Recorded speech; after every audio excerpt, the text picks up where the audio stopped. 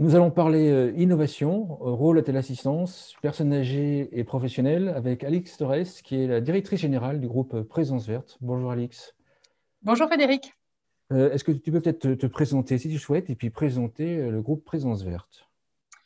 Merci Frédéric. Alors très rapidement, je m'appelle Alix Torres, je suis directrice générale du groupe Présence Verte depuis 8 ans désormais. Le groupe Présence Verte est leader de la téléassistance en France aux particuliers avec plus de 125 000 abonnés sur l'ensemble du territoire français. Et notre spécificité finalement chez Présence Verte, c'est notre histoire. Nous avons été créés donc en 1987 par la Mutualité sociale agricole, qui est le deuxième régime de protection sociale en France et qui s'appuie sur des valeurs fortes qui sont également partagées par l'ensemble du groupe Présence Verte, qui sont des valeurs de solidarité, de proximité, d'attention aux autres, d'équité de traitement. Et ça, ce sont des choses qui sont importantes pour l'ensemble des 450 collaborateurs du groupe. D'accord. Quand tu dis leader sur les particuliers, c'est en vente directe, c'est ce que tu veux C'est ça, expliquer. c'est en vente directe puisque le marché en France est structuré finalement en deux parties. Une partie de marché public, qui sont émis par des collectivités et qui effectivement sont gérés essentiellement par d'autres structures que Présence Verte. Hein, ça n'est pas notre spécialité, en tout cas aujourd'hui, ça n'est pas notre modèle économique. Et le marché du particulier, donc on appelle plus communément le gré à gré, et qui est vraiment de la vente en direct auprès de l'ensemble des populations cibles, que ce soit des personnes âgées, mais également plus récemment des professionnels dans le cadre du lancement de notre nouvelle marque PV Sécurité. Si on reste sur la partie senior pour l'instant, est-ce que tu peux expliquer qui est connecté à la téléassistance, enfin, qui sont les clients ou les bénéficiaires de Présence Verte? Alors aujourd'hui, le profil type d'un abonné à un service de téléassistance, à fortiori Présence Verte, eh bien, c'est une abonnée. Elle a 86 ans en moyenne. Elle habite plutôt dans une région rurale ou à proximité d'une ville de taille moyenne. Et elle vit le plus souvent seule. Nous avons une petite partie d'abonnés hommes, mais qui représentent vraiment une portion très congrue de notre parc, qui sont sans doute essentiellement liés à une perception peut-être de la téléassistance, mais surtout à effectivement une longévité dont on sait qu'elle est encore aujourd'hui supérieure pour les femmes. Alors, on voulait aborder le sujet de l'innovation. Est-ce que c'est possible, pour provoquer un peu, est-ce que c'est possible d'innover pour des personnes âgées de 86 ans en âge moyen? Eh bien, c'est une excellente question, Frédéric. Oui, c'est possible, mais pas n'importe comment et pas à n'importe quel prix. Ce qui est vrai que ce qui est important, c'est que chez Présence Verte, nous plaçons l'humain au cœur de l'innovation, c'est-à-dire que nous innovons pour le compte au service de nos abonnés. Alors, ça paraît évident quand on le dit comme ça, mais dans les faits, ça se traduit par une prise en compte très attentive tout au long de la chaîne de valeur, finalement, de notre service, des parcours de vie, donc des souhaits du client. Est-ce que la personne va habiter chez elle, va habiter dans un établissement collectif, par exemple, des usages également, de la capacité de préhension et d'appropriation de dispositifs technologiques qui parfois, même s'ils nous semblent simples à nous, qui sommes encore jeunes et profitons-en, mais pour des personnes plus âgées, peut paraître plus complexe. Des parcours clients également, notamment je pense en termes d'acquisition de l'outil. On sait que sur nos métiers, la plupart du temps, quand on met en place un service de téléassistance auprès d'une personne âgée, c'est dans 2 cas sur 3 à l'initiative d'un enfant, d'un proche, éventuellement d'une association d'aide à domicile. Et puis, tout ceci s'appuie sur une véritable démarche de proximité. Hein. J'évoquais tout à l'heure nos 450 collaborateurs sur le terrain. C'est ce qui nous permet d'avoir un maillage territorial extrêmement précis et de pouvoir finalement mettre en place ce qu'on appelle la politique du dernier kilomètre. Hein. C'est parce que c'est bien nos propres collaborateurs Présence Verte qui vont aller installer le dispositif chez la personne, en présenter le fonctionnement à la personne, sa famille, et puis suivre finalement ce contrat durant la durée de vie de ce contrat, c'est-à-dire que quand il y aura des questions, quand il y aura de la maintenance à faire, du SAV, ce sera toujours ce même collaborateur qui se rendra chez la personne, ce qui crée de la confiance. Et donc, pour nous, c'est ça l'innovation. L'innovation, c'est dans les dispositifs, mais c'est également dans la démarche d'acquisition et dans l'accompagnement de l'ensemble de nos publics. C'est-à-dire que lorsque l'on met le client vraiment au cœur de la réflexion, c'est-à-dire que vous êtes amené, ou tu es amené à refuser des innovations qui sont peut-être trop innovantes par rapport aux bénéficiaires actuels. Ah oui, tout à fait. Et d'ailleurs, malheureusement, c'est presque ce que nous faisons au quotidien, puisque nous sommes très fortement sollicités par beaucoup d'entreprises, de start-up, qui nous présentent des projets qui sont souvent, enfin pas toujours, mais qui peuvent être souvent extrêmement intéressants, disruptifs, qui effectivement peuvent répondre à ce qu'on a aujourd'hui de capacité de prédiction de ce que sera la téléassistance demain, parce que moi j'ai la conviction que dans 3 ans, dans 5 ans, la téléassistance n'aura absolument aucun rapport avec ce qui se pratique aujourd'hui. Mais le marché aujourd'hui, finalement, le marché donc de nos personnes, de notre abonnée femme de 86 ans, elle utilise, elle est en capacité de prendre un matériel très très basique dans son fonctionnement. Alors attention, qui dit basique ne dit pas innovant.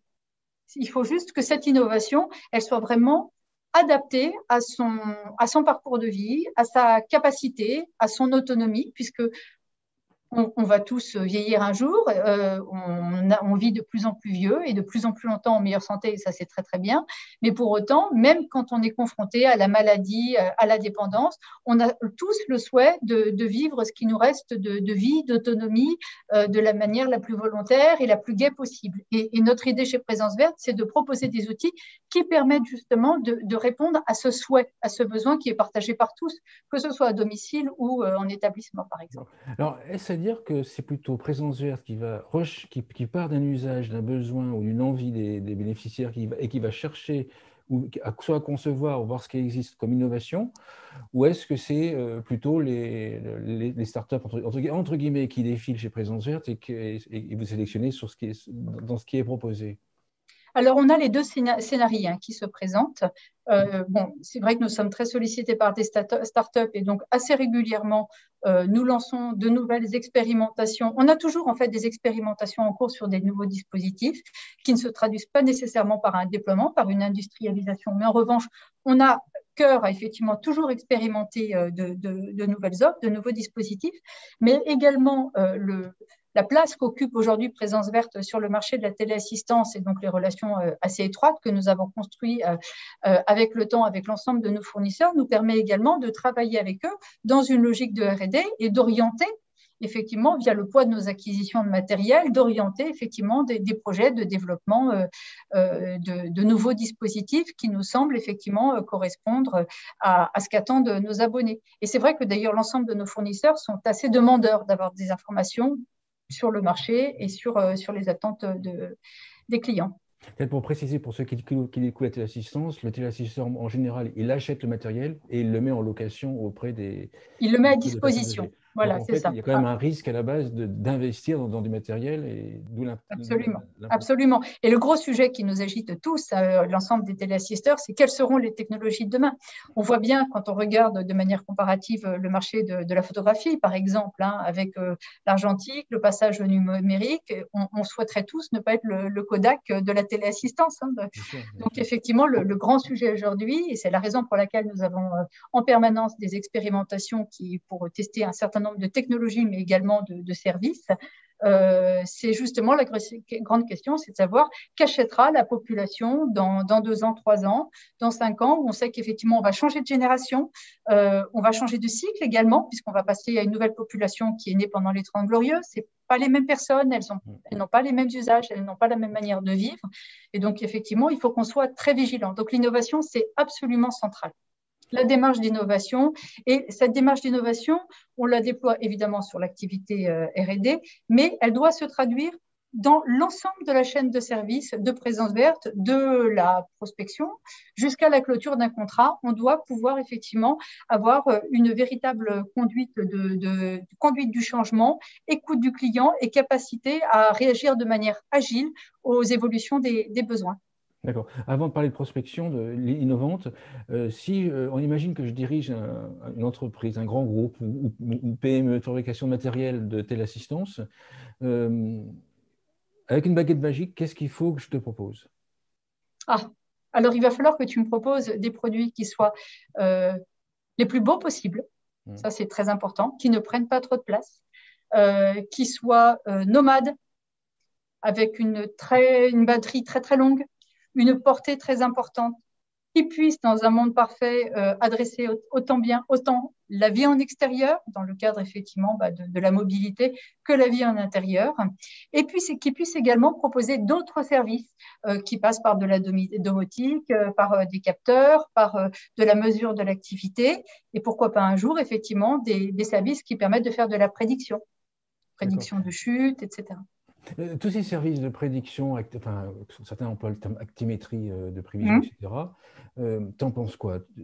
C'est demandé par les bénéficiaires?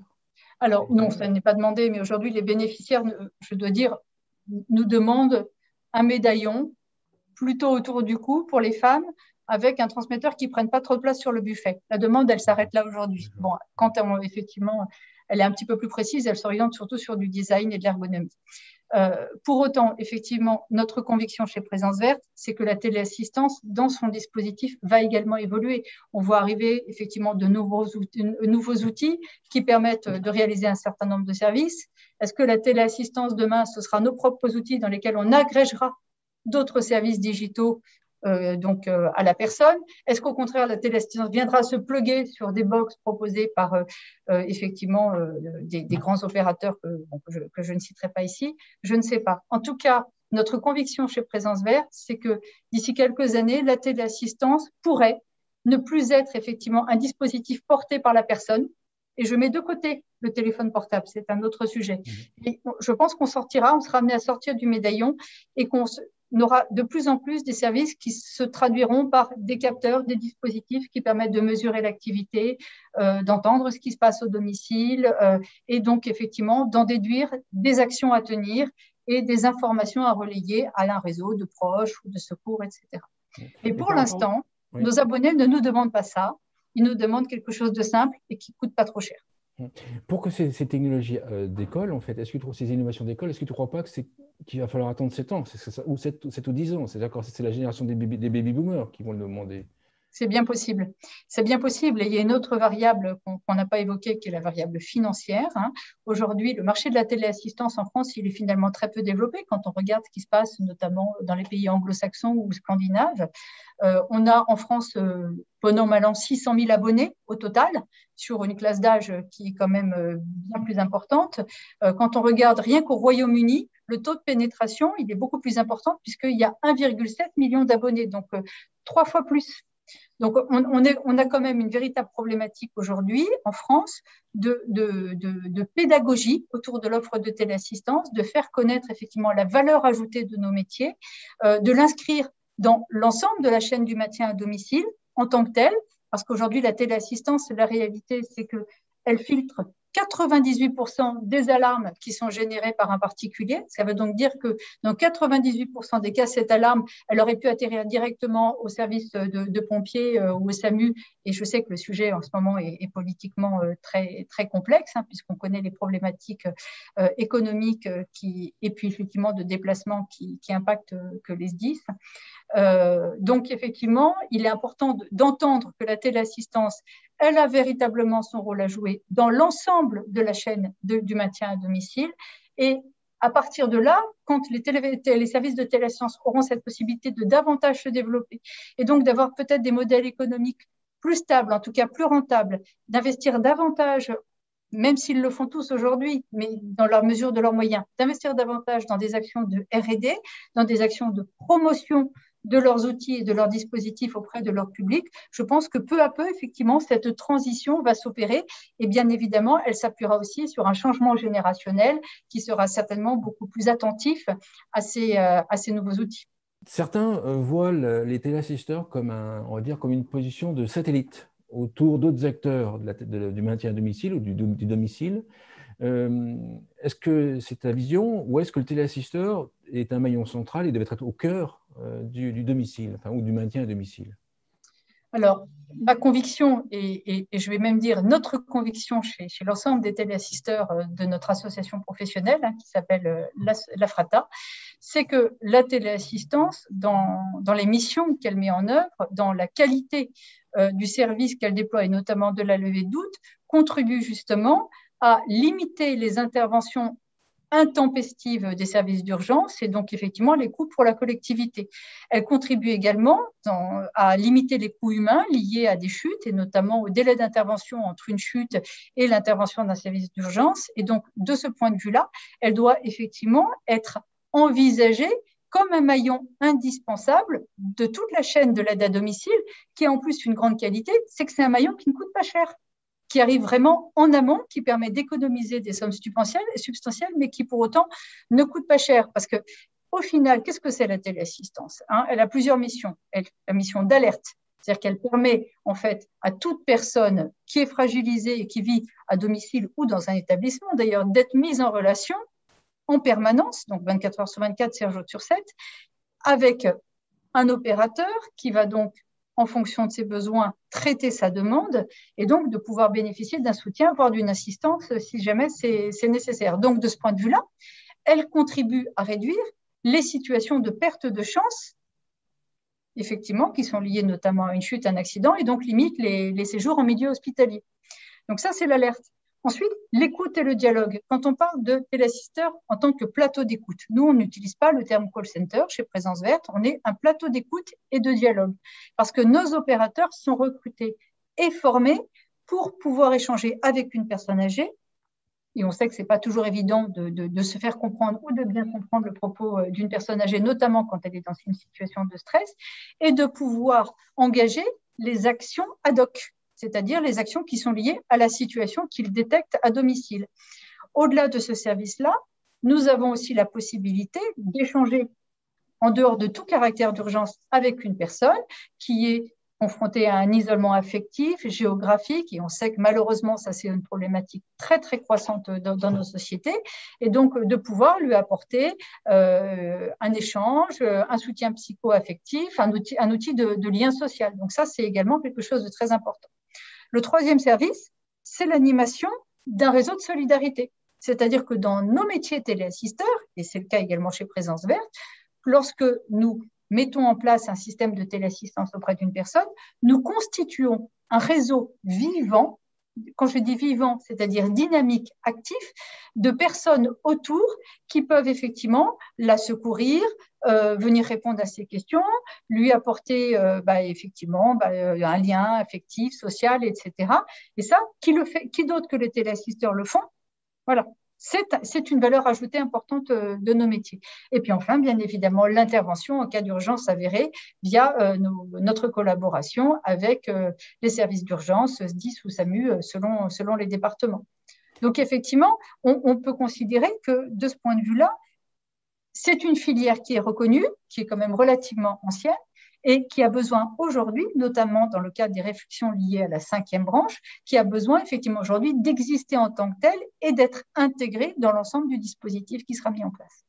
Mais est-ce que tu penses que la téléassistance va aller plus loin et va devenir ce que certains appellent le guichet unique? C'est-à-dire en fait le plateau deviendrait le maillon central dans une ville, dans un territoire qui coordonnerait ou qui orienterait vers l'ensemble des services sur la zone en question pour une personne âgée?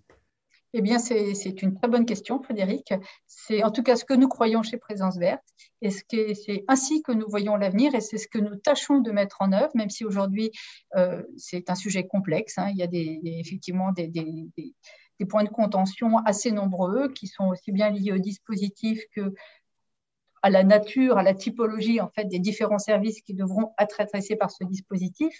Mais effectivement, dans un avenir, on imagine très bien effectivement une organisation dont la personne âgée serait le centre, avec tout un dispositif d'aide à domicile, donc l'aide à domicile, le portage de repas, l'auxiliaire de vie s'il y a des soins, ou le SIAD quand il y a des choses un petit peu plus élaborées, évidemment la téléassistance, et que tout ceci soit géré via un point d'entrée unique que serait le plateau d'appel. Parce qu'aujourd'hui, la valeur ajoutée que nous avons, nous, téléassisteurs, dans l'ensemble de nos métiers, c'est ce plateau d'appel et d'écoute disponible 24 heures sur 24. Bien sûr, c'est pouvoir gérer, entre guillemets, être au contact avec ces centaines ou des dizaines de milliers de personnes. Tout à fait, avec effectivement des collaborateurs qui sont qualifiés, spécialisés, formés pour pouvoir recevoir, traiter ce type d'appel.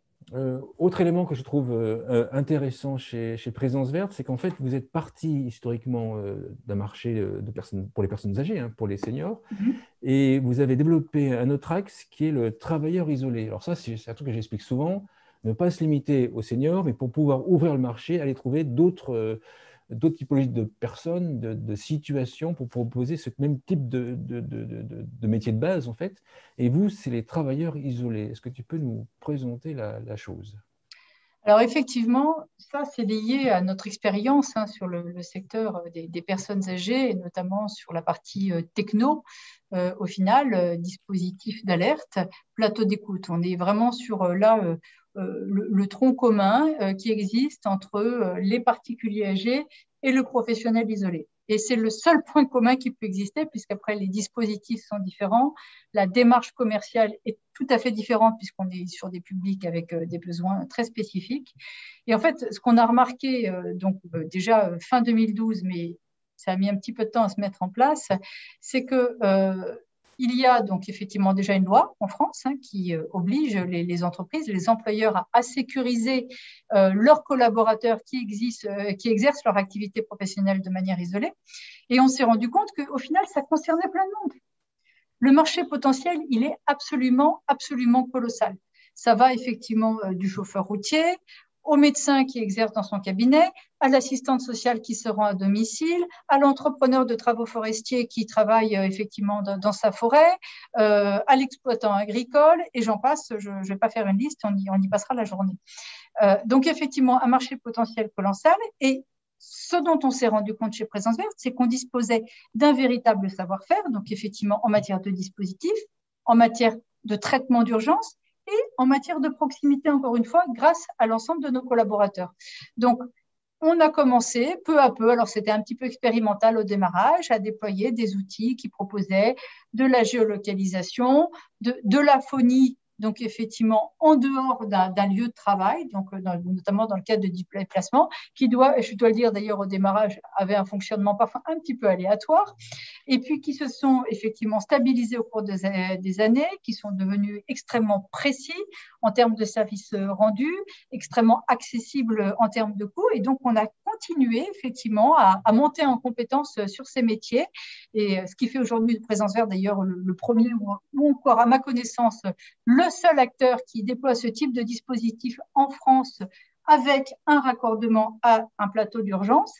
Et donc, nous adressons aujourd'hui une population croissante de ce qu'on appelle effectivement DATI, avec des dispositifs d'accompagnement des travailleurs isolés dans toutes sortes de situations de la vie professionnelle.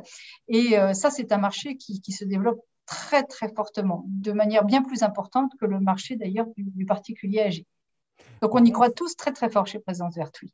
par contre, ça demande de développer une stratégie de commercialisation différente, parce que les prescripteurs ne Absolument. sont pas les mêmes.